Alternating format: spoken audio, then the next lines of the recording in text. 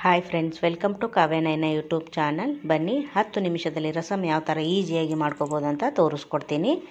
ನೋಡಿ, ಒಂದು ಟೊಮೊಟೊನ ದೊಡ್ಡದಾಗಿ ಕಟ್ ಮಾಡಿ ಇಟ್ಕೊಂಡಿದ್ದೀನಿ.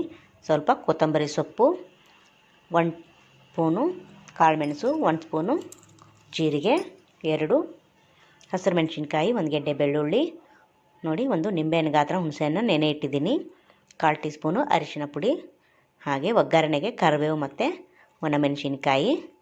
ಇವಾಗ ಜೀರಿಗೆ ಮತ್ತು ಕಾಳುಮೆಣಸನ್ನು ತರಿತರಿಯಾಗಿ ಪುಡಿ ಮಾಡ್ಕೊಂಡು ಬರೋಣ ಬನ್ನಿ.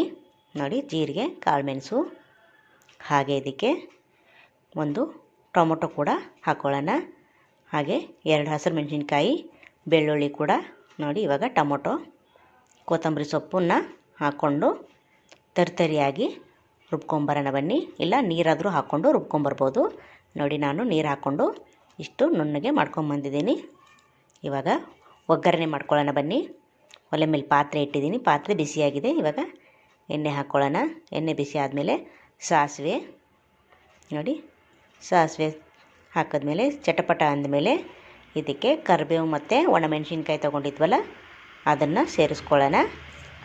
ನೋಡಿ, ಇದು ಸ್ವಲ್ಪ ಫ್ರೈ ಆಗಲಿ. ಆವಾಗಲೇ ರುಬ್ಬಿದ್ವಲ್ಲ ಅದನ್ನು ಹಾಕ್ಕೊಳ್ಳೋಣ ಪೇಸ್ಟು.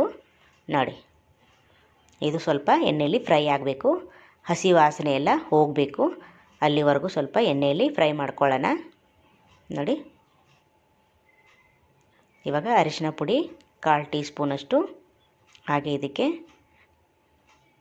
ನೀರು ಎಷ್ಟು ಬೇಕೋ ಅಷ್ಟು ನೋಡಿಕೊಂಡು ಹಾಕ್ಕೊಳ್ಳಿ, ತೆಳು ಮಾಡ್ಕೊಳ್ಳಿ ಸ್ವಲ್ಪ.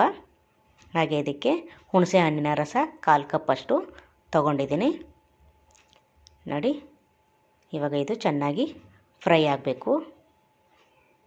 ನೋಡಿ, ಇದಕ್ಕೇನೆ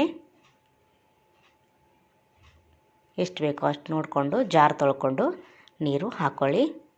ಇದು ರಸಮು ತಿಳಿಯಾಗಿಯೇ ಇರಬೇಕು. ನೋಡಿ, ನಾನು ಇನ್ನೊಂದು 2 ಗ್ಲಾಸು ಹಾಕ್ಕೊತೀನಿ. ಇದಕ್ಕೆ ರುಚಿಗೆ ಉಪ್ಪು ಹಾಕ್ಕೊಳ್ಳೋಣ, ನೀವು ನೋಡಿ ಹಾಕ್ಕೊಳ್ಳಿ.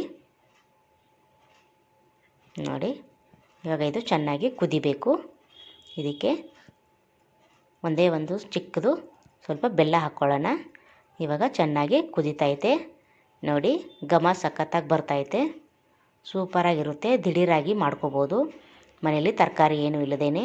ಏನು ಮಾಡೋದಪ್ಪ ಅಂದದಕ್ಕೆ ಈಸಿಯಾಗಿ ರಸಮು 10 ನಿಮಿಷದಲ್ಲಿ ಮಾಡ್ಕೋಬೋದು. ನೋಡಿ, ಇವಾಗ ಚೆನ್ನಾಗಿ ಕುದೀತೈತೆ. ಇವಾಗ ರುಚಿ ನೋಡಿಕೊಂಡು ಇನ್ನೊಂದು ಸ್ವಲ್ಪ ಬೇಕಂದರೆ ಹಾಕ್ಕೋಬೋದು. ಇದಕ್ಕೆ ಕೊತ್ತಂಬರಿ ಸೊಪ್ಪನ್ನು ಹಾಕ್ಕೊಂಡು ಬಟ್ಟಲಿಗೆ ಸರ್ವ್ ಮಾಡ್ತೀನಿ. ನೋಡಿ ಫ್ರೆಂಡ್, ನೋಡಿ, ವಾವ್, ಮೇಲೆ ಸ್ವಲ್ಪ ಕೊತ್ತಂಬರಿ ಉದುರಿಸ್ಬಿಟ್ಟು ಸೂಪರಾಗಿ ಕಾಣಿಸ್ತಾ ಇದೆ ಅಲ್ವಾ. ನೋಡಿ, ರಸಮ್ ಇಲ್ಲದೆ ಇದ್ದರೆ ಊಟನೇ ಕಂಪ್ಲೀಟ್ ಆಗಲ್ಲ. ಸೂಪರಾಗಿದೆ, ನೀವು ಒಂದು ಸತಿ ಟ್ರೈ ಮಾಡಬೇಕು. ನೋಡಿ, ನಮ್ಮ ಚಾನಲ್ನ ಸಬ್ಸ್ಕ್ರೈಬ್ ಮಾಡ್ಕೊಳ್ಳಿ ಪ್ಲೀಸ್. ಲೈಕ್ ಮಾಡಿ, ಶೇರ್ ಮಾಡಿ, ಕಮೆಂಟ್ ಮಾಡಿ, ಸಬ್ಸ್ಕ್ರೈಬ್ ಮಾಡ್ಕೊಳ್ಳಿ. ಹಾಗೆ ನಮ್ಮ ವಿಡಿಯೋ ನೋಡಿದ್ದಕ್ಕಾಗಿ ಎಲ್ಲರಿಗೂ ಧನ್ಯವಾದಗಳು. Thank you for watching. ನಮಸ್ಕಾರ.